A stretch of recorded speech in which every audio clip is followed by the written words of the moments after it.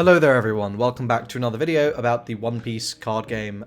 Before I get started, I want to say thank you to everyone who has subscribed recently, and a reminder to the 70% of you who haven't, that you should do that. Hit the button, please, would appreciate it. Number go up, make happy, endorphins, brain, nah.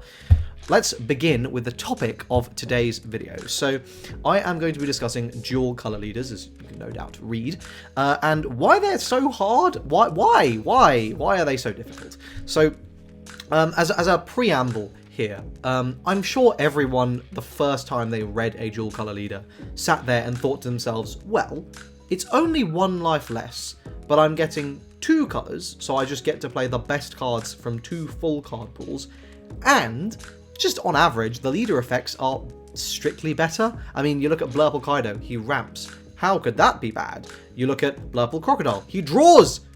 Drawing in card games is usually quite good, so you're like, oh damn, that must be crazy. You look at Luffy, he restands. Okay, a little bit worse than Green Kid, but Green Kid is kind of crazy. You look at Law, oh, he's doing bounce shenanigans all over the place. You look into set 2 and there's even more craziness. Why are they not that good? Well, that's not strictly true, but we'll come back to that. What makes them so difficult? So, I wanted to start by returning to what I was saying there, like you thought they were broken and then they ended up not being. I don't know if I finished that thought. Anyway, let's look at set 1 and set 2 as an example of the sort of life cycle of a set. So this is true for both Japanese and English as far as set 1 is concerned. Of course, I can only speak to Japanese for set 2 as it's not out in English yet. But what we saw with set 1, and granted this happened on an expedited timeline in English as we had Japan to go off of, though not as expedited as you might have expected. If you're interested in hearing more about that, you should subscribe for my Treasure Cup review, where I review my meta analysis and expectations versus what actually dwell in the Treasure Cup. It's actually going to be really, really interesting. But anyway, what we saw at the start of both formats, set 1 and set 2 in English and Japanese, is just this huge prevalence of aggro decks, right? Like Migo face Ugabuga. This is why so many players were convinced that Zoro was S tier, because they kept losing to it. Frankly, get good. I'm of course being a little bit facetious there, but also kind of get good. And, with these aggro decks, the meta is very one-note, right? Like, I mean, there's not a huge amount of, interaction and counterplay and, like, depth to a game which is just aggressive decks. But, of course, everyone sucked at the game, and everyone was kind of playing what was most obviously good. And as the meta developed, and as the format was more well understood, we saw different decks emerge and different decks be good. So, basically, in set 1, what were the two really obvious decks that everyone was playing? Well, it was Kaido, and it was Zoro. It was essentially this two-deck format of those two decks, where like Zoro went, oh, Ooga Booga, rush. It could be Kaido, and then Kaido could just went to like, oh, me ramp, Ooga Booga Booga, big, swing. And if Zoro didn't outrush Kaido, then Kaido just slapped down. This is generally what we saw. But what happened is, once we moved a little bit past that, we saw, okay, but actually there are these other decks that are quite good as well. We saw Odin as well doing very, very well in the beginning of Japan's format, because again, it was a rush deck. It was rushing green, and you were discarding and playing all your nonsense, and you would kill your opponent. But we saw as players realize that, oh, I don't only have to go face, I can play a more control game, and turns out if my opponent has no hand and has no board, they're probably going to lose. We saw people realizing just how broken AiboYT Kid was and all these sorts of things. We saw green really start to take over the format. We saw Luffy emerging as a more mid-range counter to green, and of course, at the end of it all, once we went through the full life cycle and every single deck was explored, blue was prevalent at the start for a little bit, but then AiboYT Kid immersion, blue went right in the gutter where it sort of belongs. I like blue, but man, it's painful to be a blue player. We saw our lord and savior of the dual colors emerge in Law. Finally, a dual color leader that could see some success. And interestingly, Law is basically the only dual color leader to have seen widespread success since the start of the game. Though I will say, it took so long into set 1 for us to find one dual color leader that worked that it wouldn't surprise me to find random dual color combinations that were probably just as strong midway through the set 2 format, but we don't discover them until set 4. And I'm going to talk about the reasons for that in a little bit. But so that's obviously what happened with set 1. And with set 2, it's basically the exact same thing. Now, of course, we were much better at the game as a player base then when that released in Japan, but Red Zorro, so obviously crazy, right? Like, oh, you get all these tools for 1-drops, and then you're playing out your hands, and you're going, ooga booga, ooga booga, rush. And Red Zorro, completely dominant for the first, I think, month of the Japanese format. It was just Red Zorro. I mean, the pie charts were depressing to look at. But then, the format evolved, and we saw people going, this Kinemon guy, playing an Okiku on turn 1 or a Yamato on turn 2 is kind of good. And everyone went, yeah, you know what, that is kind of good. And then everyone was like, wait, because if I do that, then I can rest the Zorro player's board and I can clear the board and then I don't get killed by the board.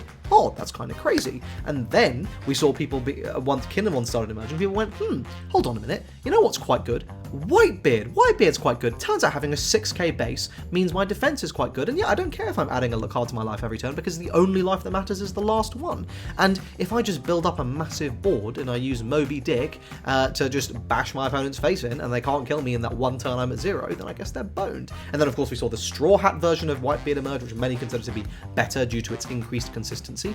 I agree. Although, I mean, arguably the ceiling's higher on Moby Dick Whitebeard, but it's that age-old question of consistency for power ceilings. So we saw Whitebeard emerge, and then finally, at the end of all that, when we had this full life cycle, there's lots of other decks I've missed out here. Kaido was still good and all this sort of stuff. But after all of that, what happened at the end? Law back in style, and Zed emerged as a hard counter to the Whitebeard and Kinemons in the format.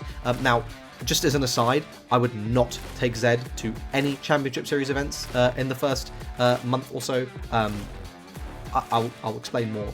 I'll explain more in a separate video, but I mean, I'm probably going to, but that's just because I want to have fun and I want to play Max Rarity Zed. There's no other reason. I don't think it's a good pick. I think I'll get absolutely clobbered by the meta. I'm probably going to go X6, but I want to play my big Max Rarity Admirals. That's the only reason I'm playing it. But anyway, and finally, it was at the end of the format which we saw those dual colour leaders emerge and see success. And we're going to see the exact same thing in set 3. Now, if you want my predictions for set 3, I think Arlong looks kind of nuts. Arlong is my pick for the dual colour leader from set 3 that is going to be the good one, right? In set 1 it was Law, in set 2 it was Zed, and I think in set 3 it's going to be Arlong. And I don't think we're going to see anything from Arlong for about 2 more months. And in 2 months, everyone's going to be like, damn bro, Arlong's kind of crazy. What took so long? Well, let me tell you what took so long. 7 minutes into the video, let's talk about it. So, firstly, basically, I think there are 3 difficulties with building dual colour leaders. These are difficulty of meta, difficulty of deck construction, and difficulty of play. I think these combined make playing dual colour leaders fucking annoying. So let's start with the first one, difficulty of meta. The One Piece card game is remarkable. It is truly remarkable because of just how much the meta really does dictate how good your deck is and what deck construction choices you need to make. I maintain my kid list that I took to my Treasure Cup was really, really good. I just completely misjudged the format. I was expecting a lot more kid. There was not that much kid. So my list, which was really, really good and really, really good into the kid mirror, well, I only played 4 kid mirrors throughout the entire day, and of course I won them all. But if I'm not playing 7, 8, or 9 like I built the deck for, then turns out I'm not going to do as well as I thought. I bubbled the top, but still, you know.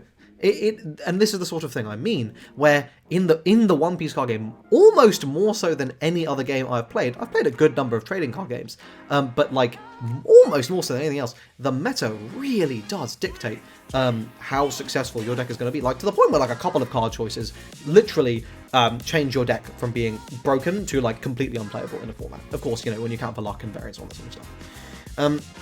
And so that's relevant because the meta needs to be stable, or at least like 80 to 90% stable, right?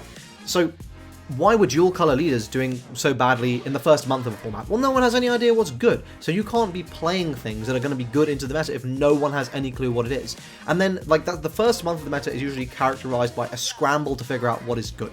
The second month of a meta is figured out by a scramble to counter what is good, because now we figured out, oh, Zoro is really good, oh, this is really good, that's really good. Now what beats that? I don't want to play that shit. I want to play something that counters it and my opponent's not going to be expecting. So that's what characterizes that second phase of the format. And the final phase of the format is when we have this stable format, and now people are just trying to get good at the format.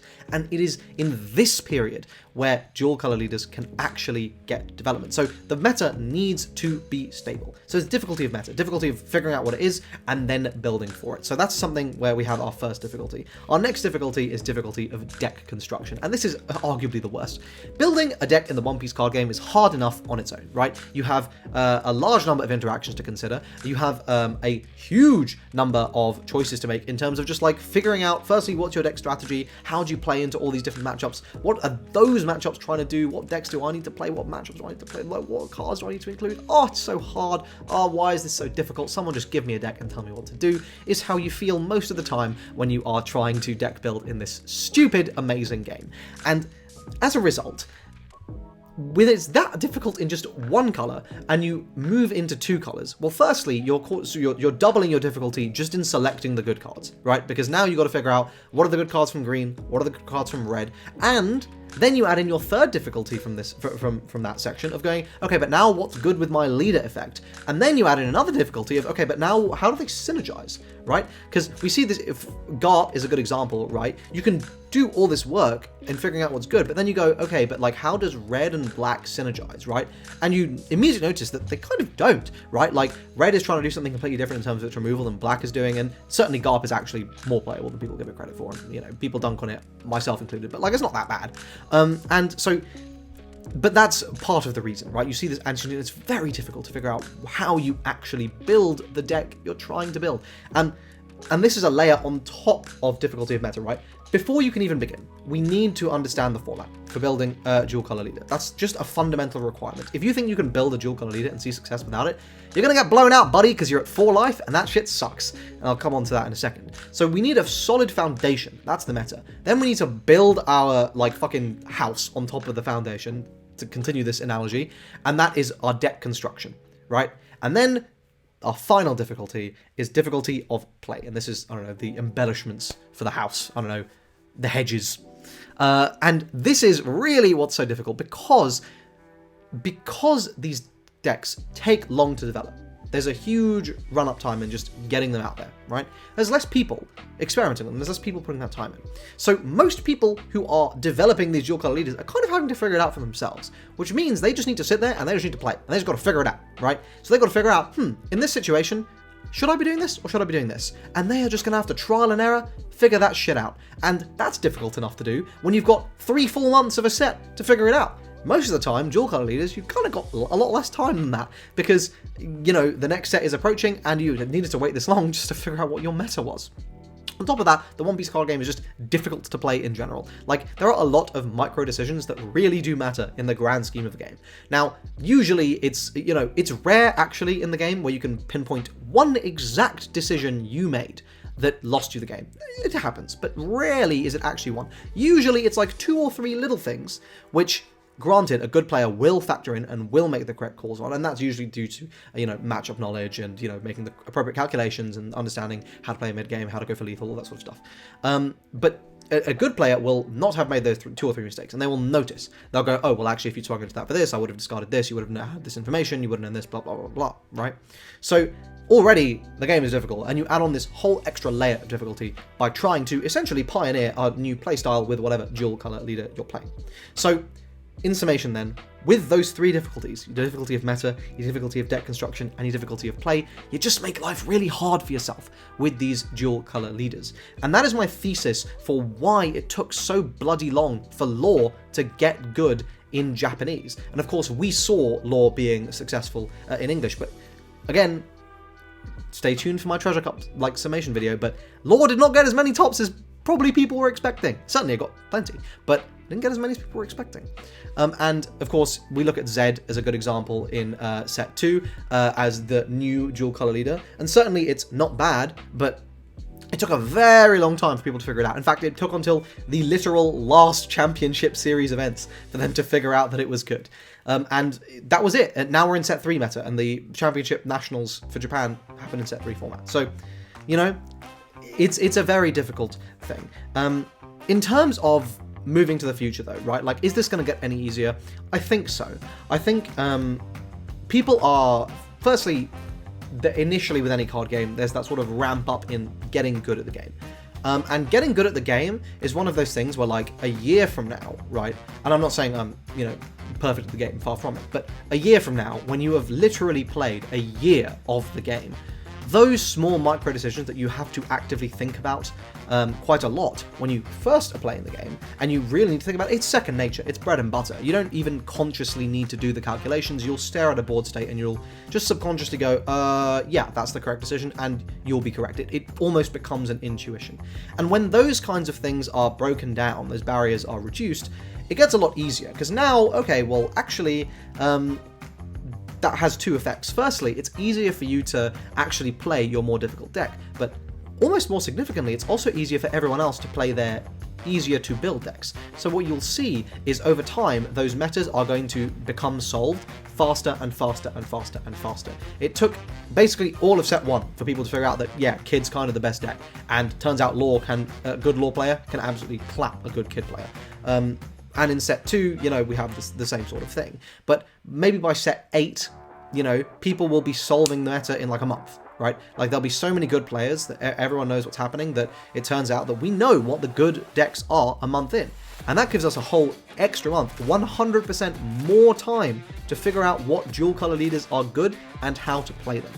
And so I think that we are going to see dual color leaders get better and better and better, or certainly see more and more and more play, as more good players are able to experiment more and are able to innovate more, and the formats get to a point in which that dual color leader development can take place faster. That is the thesis of this video.